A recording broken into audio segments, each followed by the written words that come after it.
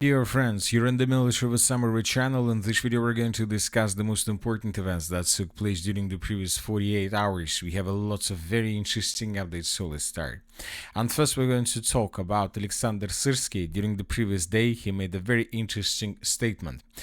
The commander-in-chief of the armed forces of Ukraine, General Syrsky, announced that the commander of the assault forces, Colonel Valentin Manko, will be relieved of his position, so he will be dismissed. And this is this is everything that you need to know about the Ukraine's counter-offensive operation in the Zaporozhye direction. First, the Ukrainians conducted this counter-offensive operation using, of course, lots of forces, lots of assault forces, and later we received the report that the commander of these forces would be dismissed.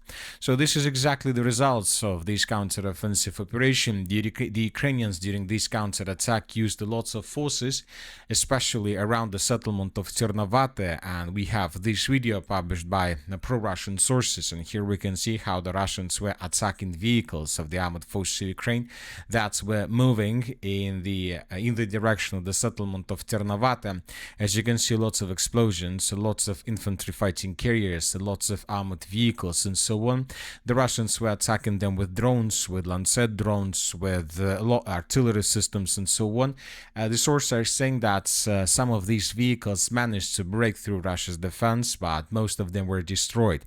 So there are several geolocations. One of the attacks took place right exactly at this point around the settlement of Pridorozhny, and we believe that this small village located to the east of the village of Ryazdvanka was recaptured by the armed forces of Ukraine, but there were just something like sabotage and reconnaissance group of the armed forces of the Russian Federation. Their main purpose was to be a first line of defense if Ukraine decide to counterattack, and this is exactly what happened. Basically, the Ukrainians managed to break through this settlement without any resistance from the Russian side, but the time the Russians managed to win was enough to organize defense around the settlement of Ternavata. Furthermore, we have a geolocation along the central street, along its eastern parts, how the Russians were attacking vehicles of the armed forces of Ukraine at this point.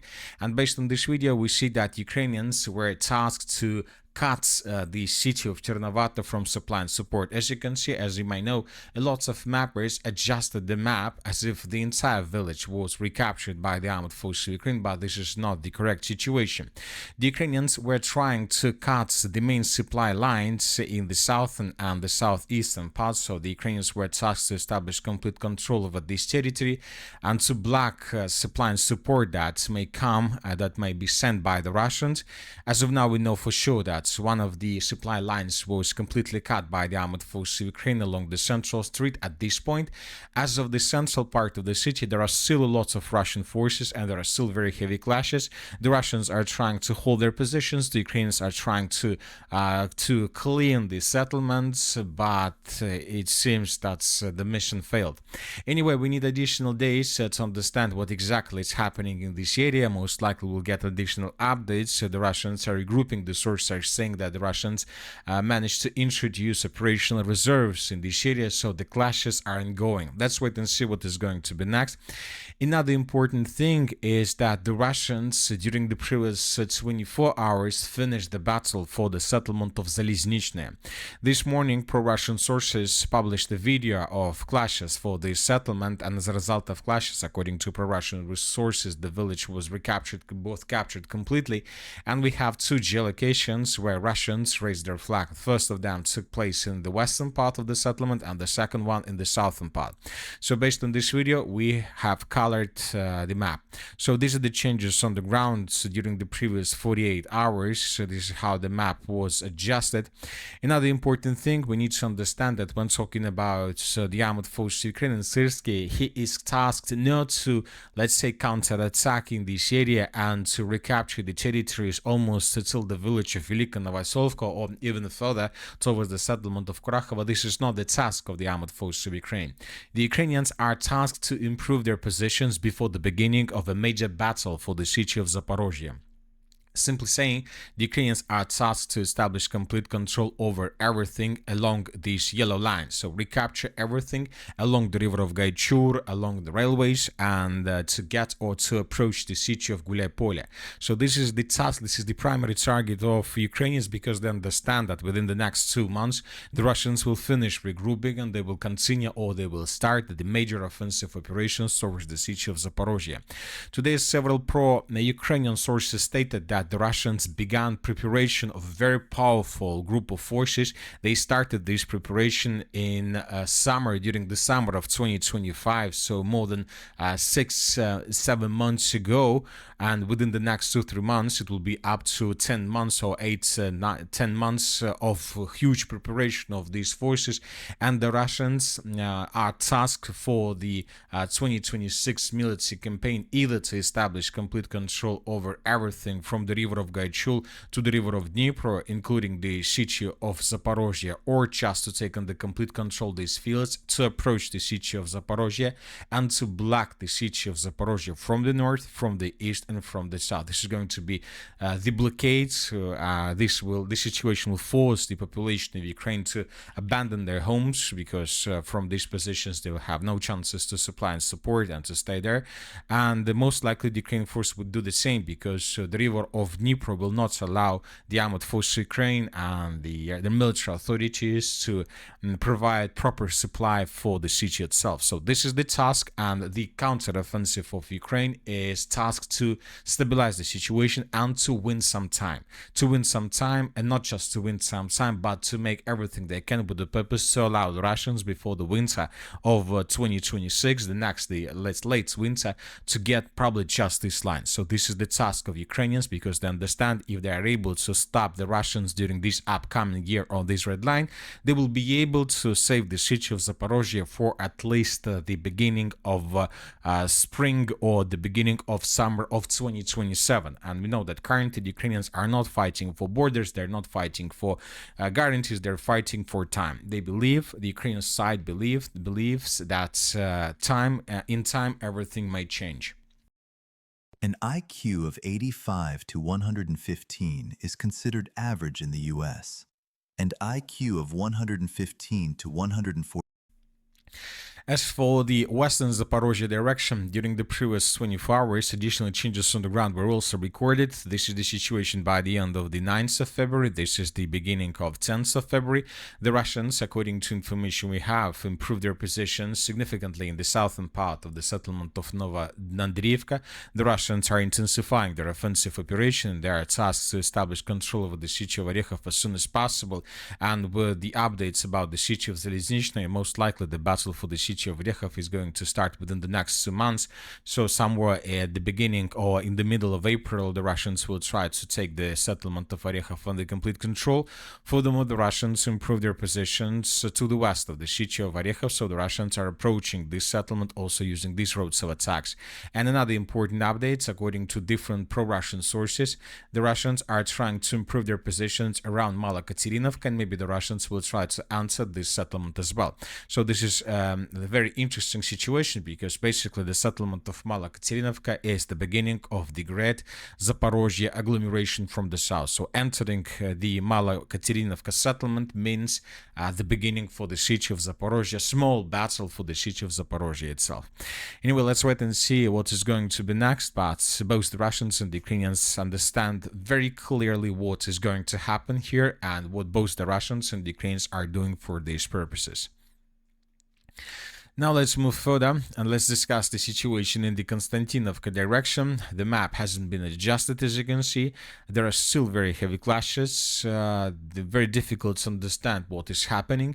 The only thing we have is lots of updates from the most southern part of the settlements, where we can see Ukrainians trying to hide in buildings and how the Russians were attacking them with FPV drones. So it seems that the Russians are trying to break through Ukraine's defense from between the village of Berestok in the southern part of the city of Konstantinovka. We have lots of icons in this area. So the Russians are trying to advance along these tree lines to enter the settlement and to, let's say, open the southern front of the city of Konstantinovka. So we expect that maybe in coming days the map would be adjusted right exactly in this area. But as of now, the Ukrainians control more than 80% of the settlement and are still holding their lines. But when talking about the Slaviansk direction, the situation here a bit different.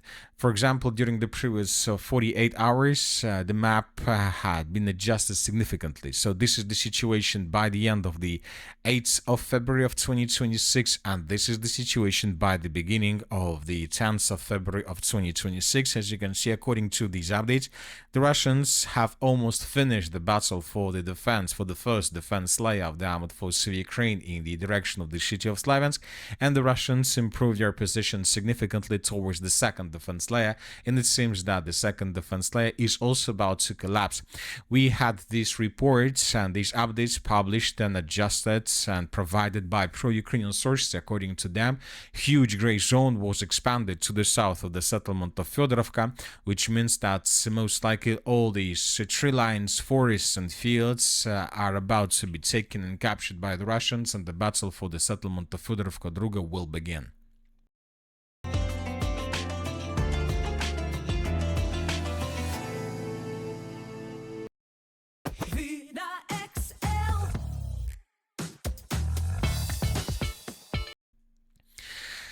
Another important area is the city of Liman. We see that the battle of the city is entering its decisive phase. During the previous 24 hours, as you can see, the map has been adjusted significantly. This is the end of the 9th, and this is the beginning of 10th of February. The map has been adjusted based on the video published by pro-Ukrainian sources, where we can see how Ukrainians were attacking Russians in the eastern part or through the eastern part of the settlement of Liman. Based on this video, we have adjusted the entire eastern flank of the city, which means that the Russians are infiltrating and are continuing infiltrating inside of the city. So this is the decisive phase of the battle has begun. Let's wait and see what is going to be next. The Ukrainians at the same time continue sending more and more sources and forces with the purpose to stabilize the situation, but this is the biggest problem. The Russians control the river of Seversky Donetsk, and when they see anything, they just attack this immediately. So in a very interesting situation, just I will share with you my opinion. So the city of Liman is the same situation as the city of Zaporozhye when the Russians approach the city. So the river, and this river of Dnipro is much bigger than the river of Seversky Donetsk, which means that Ukrainians have possibilities to use boats, for example, to cross the river, but when talking about Dnipro River, they will not be able to have these possibilities. The river of Dnipro is much bigger, and there are many places where the Ukrainians would have to cross the river, and if Russians establish control with drones, no chances for supply and support, maybe using some underground ways, but I'm not sure with the Ukrainians are able to do something like this.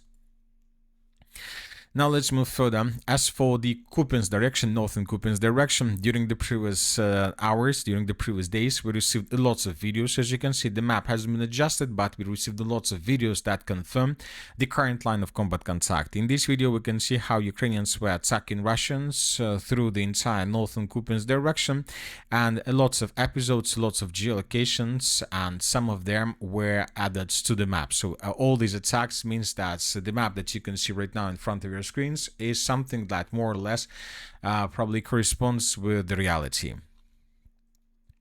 As for the northern directions, during the previous 24 hours, the most important updates came from the southeastern direction of the city of Sumy.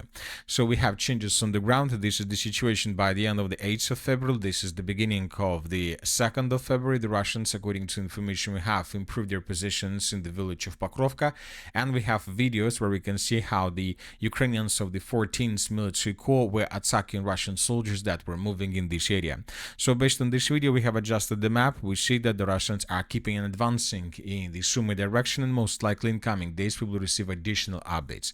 The same thing is about the most northern part of the Sumy region. Here we can see additional changes on the ground. This is the end of the 7th of February. During the 8th of February, the Russians reported that the settlement of Sidorovka was captured by Russians, and by the beginning of the 10th of February, we have additional changes on the ground along the border, which means that, as we discussed during the previous video, the Russians continue advancing towards the village of Chervona Zorya and then towards the village of Babylivka. So these two villages are the next task for the armored forces of Russia. In other important updates, during the previous 24 hours, the Russians attacked the city of Kiev with a significant number of missiles. The sources are saying that between the 8th and 9th of February of 2026, the Russians armed forces launched a series of Iskander-M ballistic missile strikes against the Vasilkov airfield located 30 kilometers from the city of Kiev. Very difficult to understand what exactly the Russians were attacking, but once again they used lots of missiles for these purposes. Maybe the Ukrainians received some cargo or something like this. As of the end of the beginning of the 10th of February, we don't know for sure what exactly was attacked, but most likely something important. Another important thing is that the European Union is developing an unprecedented accelerated partial European Union membership for Ukraine by 2027. Brussels is proposing to do this even before all necessary reforms are completed. European Union and Ukrainian diplomats and officials told Politico. The acceleration is necessary to secure a peace deal for Ukraine. Kiev is insisting on joining the European Union in 2027, so that this date is included in the peace deal with the Kremlin. The idea envisions Ukraine receiving a seat at the European Union table and gradual access to rights and obligations while continuing reforms as a part of the process. So everybody understands that most likely Russia will never accept this, but this will also lead to the situation if Ukraine joins European Union before the end of the conflict. This will mean that European Union will join the war with the Russian Federation from some point of view. The Russians are saying that the Kremlin is pressing Trump to move faster on Ukraine as talks show no breakthrough. Moscow is increasingly urging Washington to force Zelensky to accept the so-called Anchorage terms, including a withdrawal from parts of Donetsk region. Foreign Minister Lavrov and Putin spokesman Peskov made this explicit today. A breakthrough is only possible if the understandings reached in the Anchorage and respected. Lavrov argued that Russia accepted a U.S. proposal in Anchorage and accused Washington of backtracking and refusing to follow through while escalating pressure through new sanctions and actions against Russia energy shipment. Lavrov emphasized that Russia accepted the U.S. proposal in Ukraine in Anchorage, and if we approach it like a man, the problem should be resolved. Also, he stated that the spirit of Anchorage has soared. Lavrov, the U.S. is no longer ready to accept its proposals on Ukraine made in Anchorage. So all these things, all these statements are telling us just about one thing, that most likely all these talks, all these things that we saw during winter were just something to distract our attention. And the most important thing that was happening during the same period of time is that both the Russians and the Ukrainians were regrouping and accumulating forces. And today lots of sources from Ukraine and the Western countries are saying that the Russians managed to concentrate huge forces to continue offensive operation in the Zaporozhye direction and in the Donetsk regions. So these two battles are going to happen, and these two battles are going to last during the spring and summer of 2026, and only by the end of the spring, summer and early autumn campaigns we will see the results, and we will understand whether the parties are ready for negotiations and to conduct a peaceful settlement of the conflict. Only then, so which means that the next 6-7 months we will see just clashes. Furthermore, we received additional details about an assassination attempt that took place several days ago. The detainees in the case of the attempt on General Alexeyev, Lyubomir Kobra and Viktor Vasin have admitted their guilt, the FSB reported. The perpetrator of the attempt on General Alexeyev was recruited by the Security Service of Ukraine, SBU, in August 2025. He underwent firearms training at a military base in Kiev, according to the Federal Security Service. The order to attempt to assassinate General Alexeyev came from the SBU. So this is probably the final signal to the Russian Federation that nobody is going to follow anything related to Anchorage, and most likely this is the final thing that forced the Russians thinking that the special military operation, the conflict in Ukraine, will continue. And that's it for the short video. Military Summary channel reminds we condemn any violence in the world. Thank you for watching. Subscribe to my channel, put your likes, join my Patreon, and have a good day. Bye bye.